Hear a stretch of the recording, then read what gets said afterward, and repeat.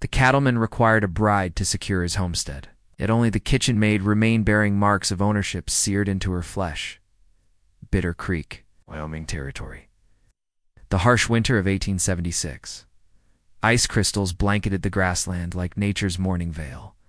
Frozen air whistled through bare branches, mingling with the lonely cry of a coyote. Above the Henderson spread, a crescent moon cast pale light across the frost-covered stable roof. Cattle stirred restlessly in their shelter, hooves scraping.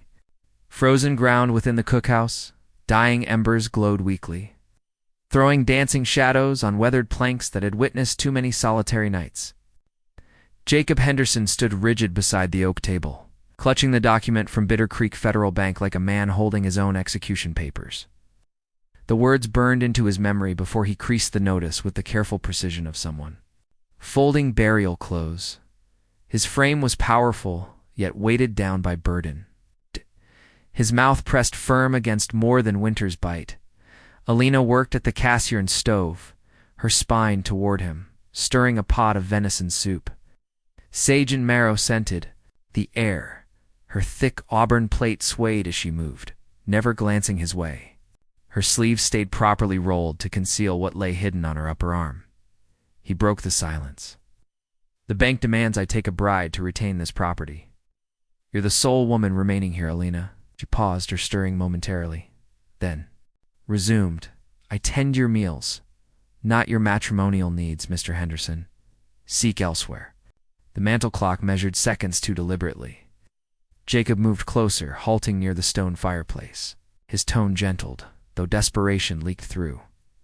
"There's nobody else available, not with blizzards approaching and trails blocked until thaw. 30 days remain. Beyond that, they claimed the title." She pivoted then. Her gaze, dark as river stones, met his without warmth or terror-only wariness. Her features were angular beneath bronze skin, kissed by prairie sun. Her mouth formed a hard line carved by years lacking security. "What makes you choose me?" "Already dwell here, and I rely on you with my son." Extended quiet filled the space. The soup simmered. Wind rattled glass panes. Alina finally spooned broth into a ceramic bowl, setting it before him. She walked past, boots echoing on pine boards, and pulled open the rear door. Arctic air rushed inside. She stepped into knee-deep snow, kneeling beside stacked timber, binding it with worn rawhide strips. Jacob followed to the threshold but remained silent. She returned, carrying kindling, expression unreadable. "I accept. No charity," she declared, brushing past him. He nodded without argument. Instead, he retrieved a wrapped bundle from behind the wooden chair by the hearth. An aged woolen coat emerged charcoal gray, fleece-lined, brass buttons dulled with time. He draped it across her chair back. "For the firewood." Alina studied it without touching. "I possess my own," she replied, yet didn't remove it. From outside, muffled voices drifted through the gale. Cruel laughter followed bitter words, ... Wedding a savage now. Both heard clearly. Lena didn't flinch, though her eyes shifted toward the window. When she spoke again, her voice remained level. "They'll torch your outbuildings for that decision. I'll raise new ones," he answered. She settled slowly. Fire crackled behind them. Jacob placed cornbread beside her bowl with gentle care. She regarded it extensively before tearing a piece, dipping it in broth and eating. He sat opposite forearms on the table. Their gazes locked across flickering light. Lena swallowed, then whispered barely audibly, "I'll consider it." Jacob nodded. Solemnly, "That suffices presently." Outside, snow intensified. The fire warmed the walls, and momentarily in that kitchen, at civilization's edge. No conflict existed, no wounds, no statutes designed to separate, only to survivors wondering if they might build something from ashes. 3 days passed. Thought! Wind calmed, but cold persevered. Snow crunched underfoot as the sun skimmed low, casting lengthy shadows from damaged fence rails behind Henderson's stable. Inside the cookhouse, Alina moved quietly, ladling oatmeal into a tin dish, her braid tucked beneath a woolen wrap. Tommy laughed as he chased a butterfly near the flames, his small steps resonating off wooden planks. Wow. Jacob had departed early. Alina presumed. She preferred this arrangement. Since his unusual proposal, she avoided lingering looks or extended silence together. She hadn't agreed. She hadn't refused. But she'd remained, which seemed adequate for now. Outside, she secured her wrap tighter and carried her implements to the fence line. Several posts had buckled under the previous storm's weight. She knelt and began repairs. With skilled hands, she cut leather strips, using interwoven knots her grandfather taught her before soldiers took him away. Apache bindings were crafted. To survive tempests and men dot from the stable, Jacob observed her methodical, efficient movements. She wasted no energy and requested no assistance. Something about this stirred both ache and admiration within him. He shouldered a water bucket and crossed the snow to tend horses. "They require you as well," he said without looking her way. Alina remained silent, pulling the final strip tight before moving to the next post. Though her gaze flicked toward him once, behind the stable, hoofbeats approached. A man in a dark jacket astride a bay, gelding slowed near the fence. His face was narrow, beard precisely trimmed to clean for honest ranching work. Perhaps a tracker, or worse, a collection agent. He spoke no words, merely looped his reins over the post and drew a small blade.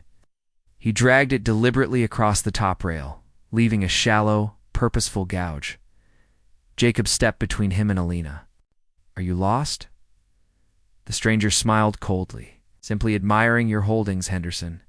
The sort that won't belong to you much longer. Nothing here is for sale." The man touched his hat brim and rode off. A scar in the wood remained. Alina stared at it, her expression revealing nothing.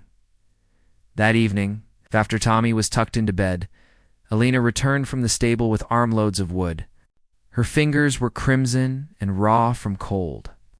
She said nothing while kindling the fire. Jacob sat across the room, carving a piece of cedar.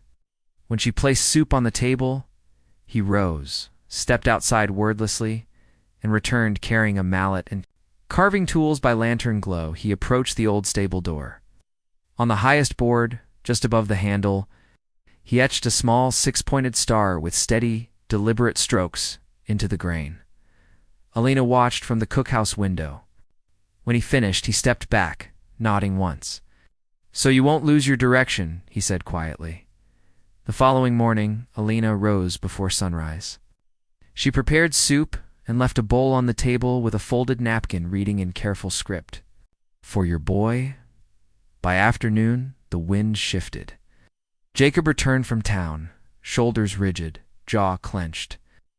The banker had delivered another message, this one brief and absolute. But inside the stable, he paused, there hanging from the saddle rack. Was his late wife's coat no longer folded but suspended carefully on a peg? Sleeves brushed clean, collar mended. Alina stood beside it, trying it on. The charcoal wool draped, her shoulders as if made for her. She turned, seeing him watching. Their eyes met. Neither spoke. She didn't avert her gaze this time. No warmth existed there yet, but no coldness either. Something cautious, something contemplating. He nodded. Once. She didn't smile, but neither did she frown. Her posture straightened, the coat embracing her like protection. She passed him slowly, boots confident on wooden planks. For the first time in weeks, the stable felt less empty. Dawn had barely broken. When Alina noticed the stable door ajar and the silence too profound, Tommy's usual morning commotion never came. She called his name repeatedly. No response. The wooden ladle slipped from her grasp, clattering to the floor outside.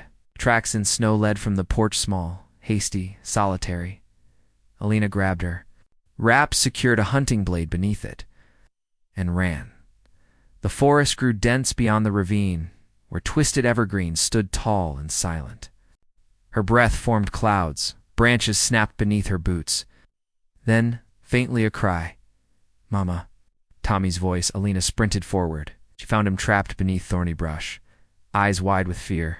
A thin stream of blood flowed from his ankle where he'd fallen. Surrounding him, 3 wolves crouched low, fangs exposed, one already circling. Without hesitation, Alina whistled sharply and hurled snow at the nearest predator. They froze, startled. She positioned herself between Tommy and the pack blade. Drawn, stance low, away. She commanded in Apache. The wolves hesitated. One lunged. She slashed the air precisely, catching its snout enough to surprise it. With a guttural cry, she seized a smoldering branch from nearby deadfall and waved it frantically. The fire hissed. Now the wolves scattered into undergrowth, growling as they vanished. She knelt, heart racing. "You're safe now," she whispered, wrapping Tommy in her shawl. Blood soaked his sock, but he breathed. His small hands clung tightly, face buried against her. Jacob arrived moments later, rifle ready, eyes frantic. Tommy, Alina stood, holding the boy. "I found him." Jacob rushed forward, taking his son. He froze, seeing Alina's torn sleeve. The frayed fabric had pulled back, revealing a raw, discolored scar burned deep into her upper arms, skin letters, crooked as if seared by untrained but intentional hands. Ugly, permanent. "Ah," his voice broke. "Who did that to you?" Alina drew her wrap back up slowly. Her eyes met his, not angry, not ashamed. "I survived," she said simply. He didn't speak. Or move, just regarded her as if seeing her truly for the first time. That night, whispers circulated through town. A ranch hand claimed Alina had fought off wolves with only a knife and fire. Someone else said she bore scars from Apache captivity. Another claimed she possessed supernatural powers. "She's dangerous." They murmured, "Unnatural." She was property once. She might turn against him. Back at the ranch, Alina sat quietly by the fire, carving a small wooden charm. Her hands trembled only slightly as her knife carefully formed a wolf's head. It on the front gate post where Tommy's hand could reach. Jacob watched from the stable. Later that night, he entered the cookhouse, placing a folded cloth at her bedroll's edge. "For your hands," he murmured. She looked at it, then at him. Paused, then she barely nodded. The next morning, he discovered the fence post near the boys. Favorite path marked with shallow carvings, spirals, and arrows, protective symbols from her people. Beneath them, her initials, small and steady. For Tommy. That night, as wind carried distant howls across hills, Jacob stood beside her beneath the moon.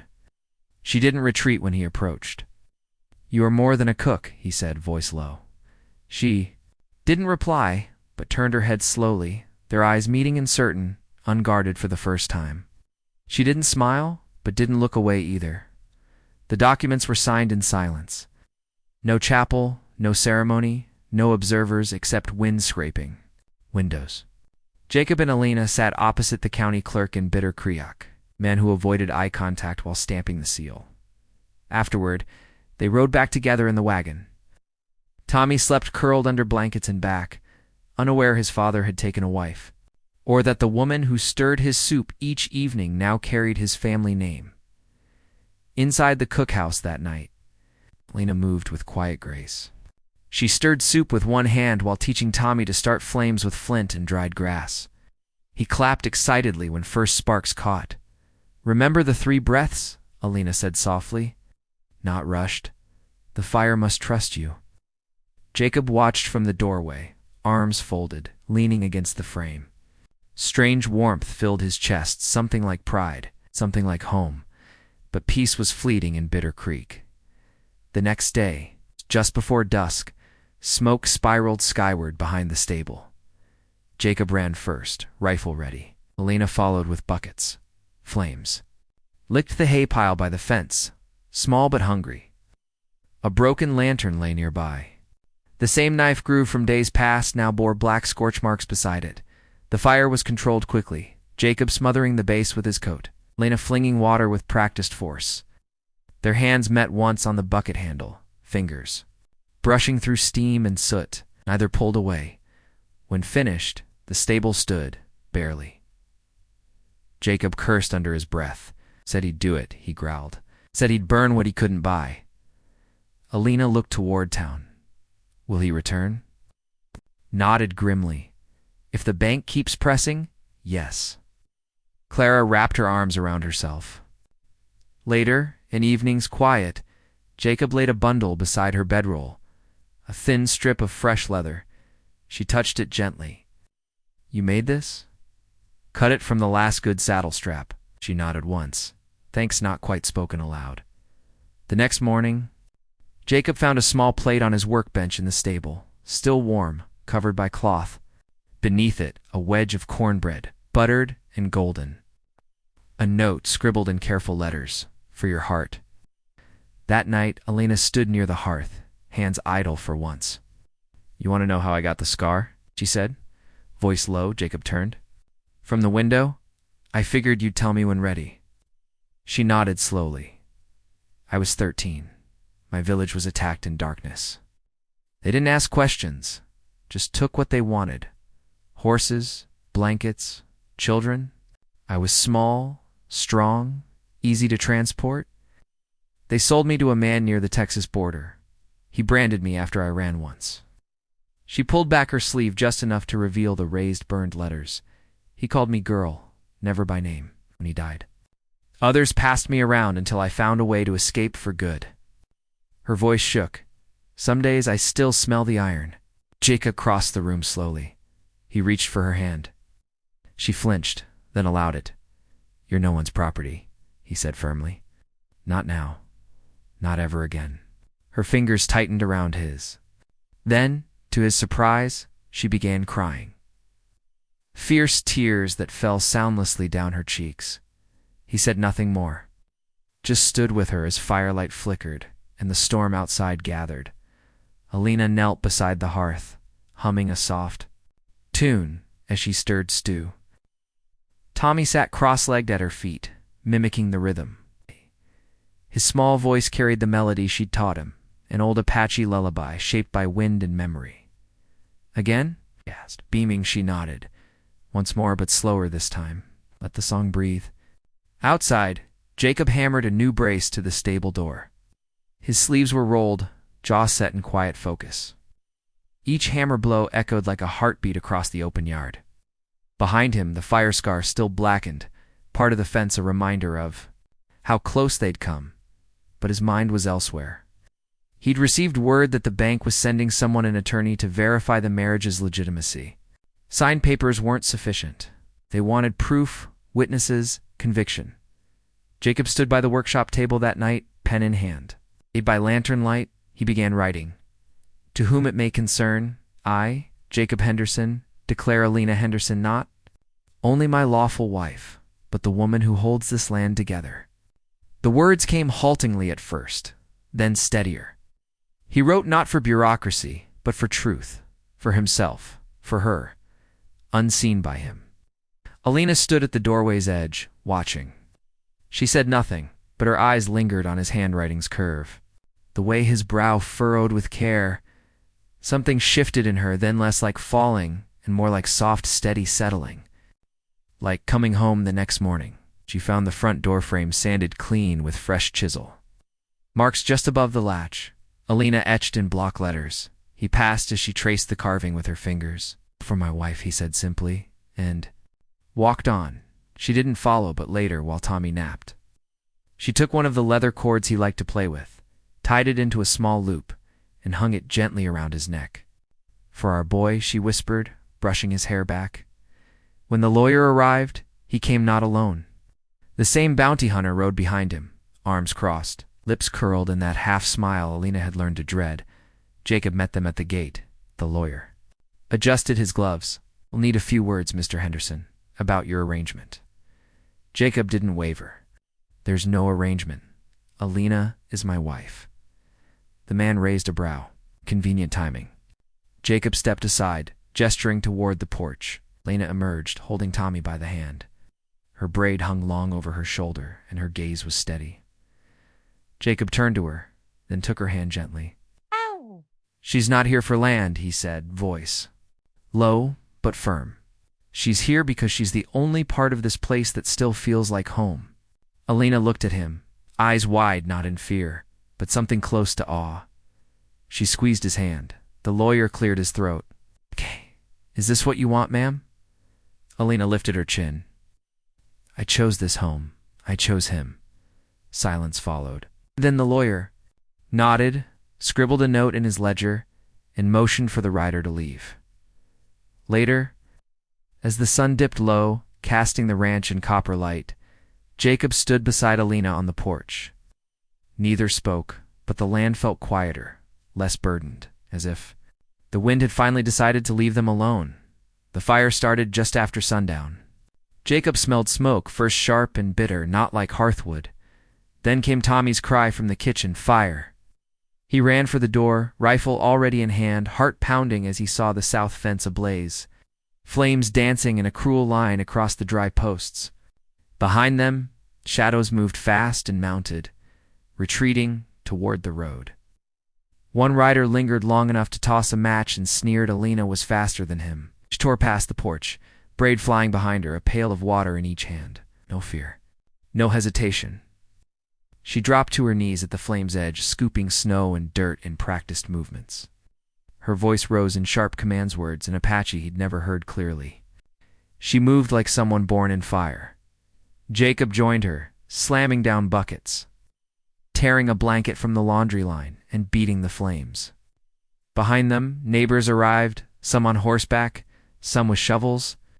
Townspeople who days ago wouldn't meet Elena's eyes now stood shoulder to shoulder, stamping flames beneath heavy boots. Together, they fought the fire back. When finished, Alina stood alone in the field, smoke curling around her. Her dress was singed, her hands blackened with ash, but she stood tall, chest rising with slow, measured breath. Jacob walked to her side, blood still hot with fury. The bounty hunter stood at the fence's edge, arms crossed, expression smug. "You'll lose more than fences if you keep hiding behind her." Jacob stepped forward, rifle raised, not aimed, not yet, but close. "You set one more flame on my land, and you won't ride out again." The man spat, then turned his horse and rode hard into the night. When quiet returned, the townspeople lingered. One woman stepped forward, placing a bucket at Elena's feet. "You're braver than most of us," she said. Alina looked at her, unsure, but the woman nodded. "We see it now." That night, Alina sat near the hearth, mending Jacob's shirt. Fingers moved slowly over the worn fabric, patching it with soft blue cloth. She folded it neatly and placed it at the foot of his bedroll. "For your warmth," she wrote on a small slip of paper tucked inside the collar, on the small table beside her bed. Jacob had left a jar of wildflowers dried, but still holding color.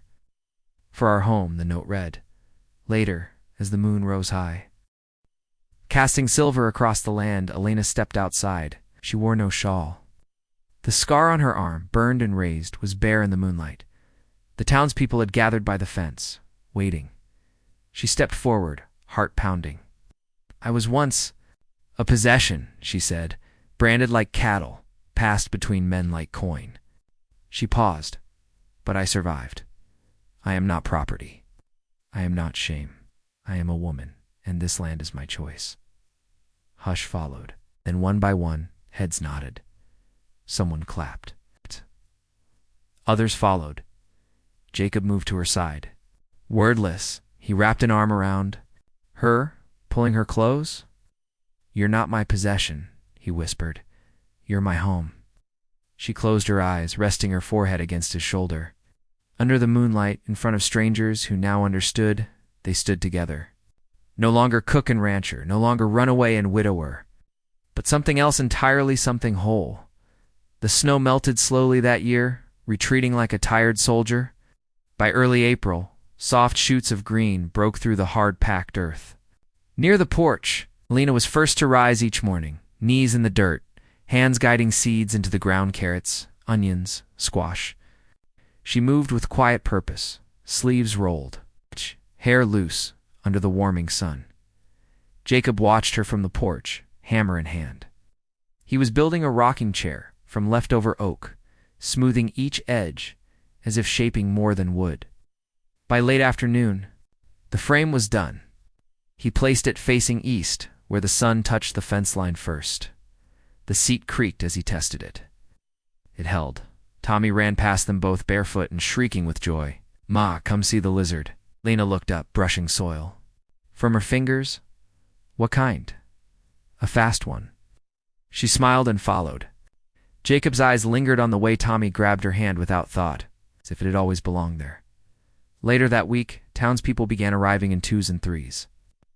A sack of flour, a spool of thread, a handmade shawl stitched with red. Blossoms.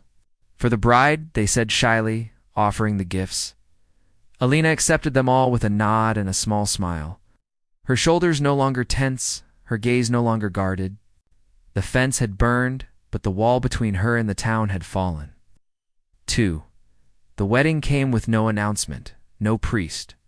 Just a circle of friends by the river behind the stable, the trees budding pale green. Alina wore a dress she had sewn. Herself, simple cotton tied with a leather sash. Jacob wore his best shirt, still patched where she had mended it months ago. Tommy stood between them, holding both their hands. A friend from town read a blessing, and they exchanged words meant, not for ceremony, but for truth.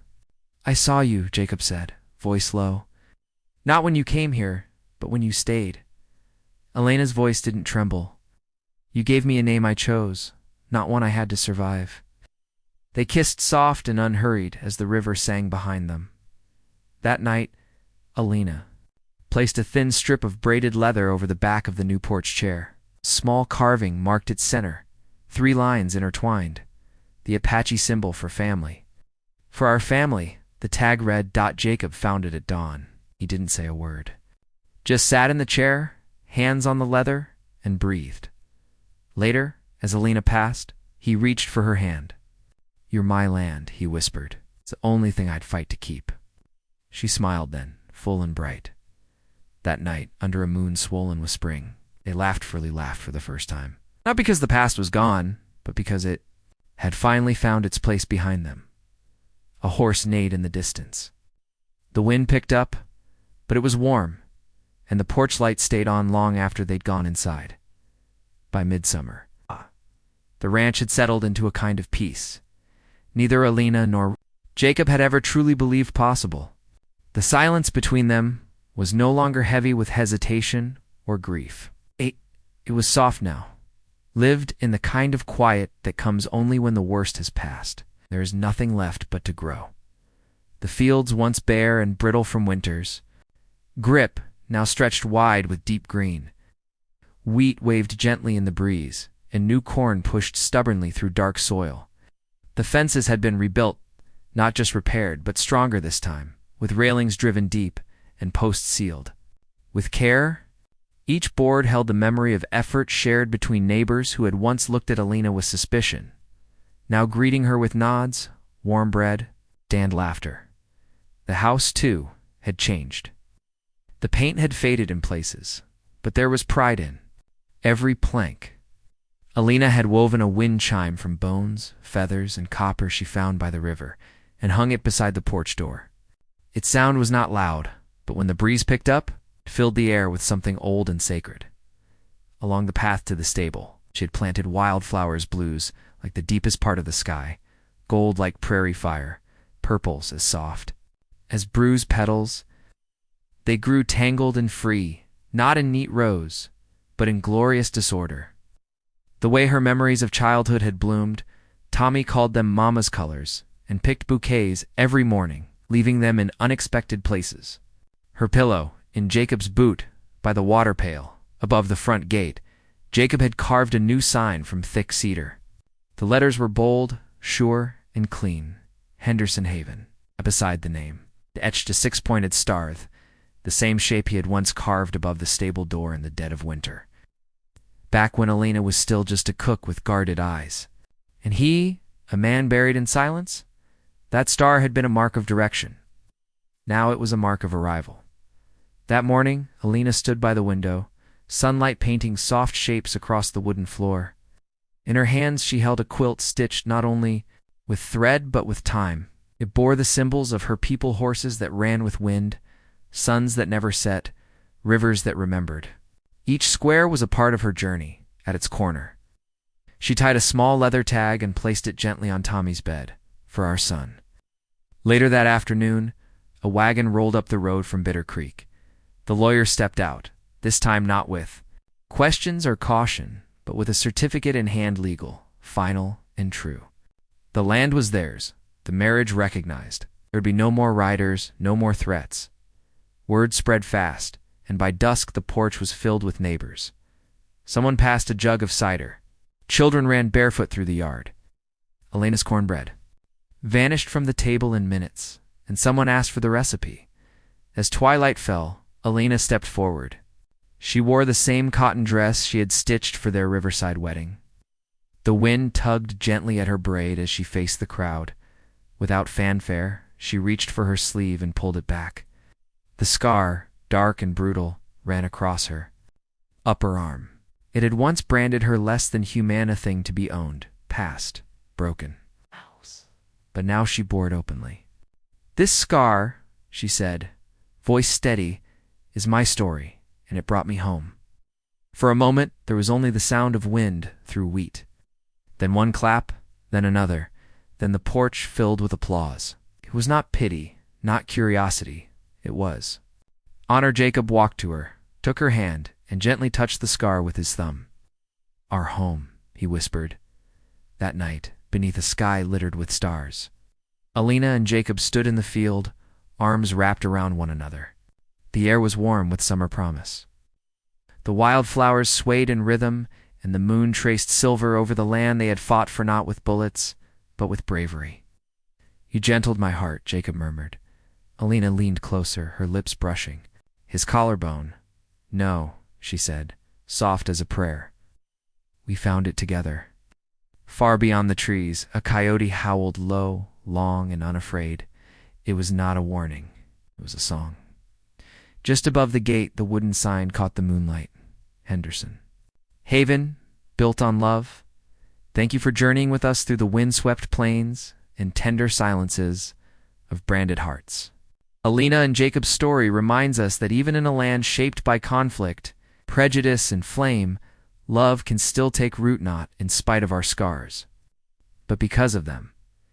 If this tale stirred something in you, a tear, a sigh, a memory of what it means to belong, don't forget to subscribe to Frontier Heart Tales.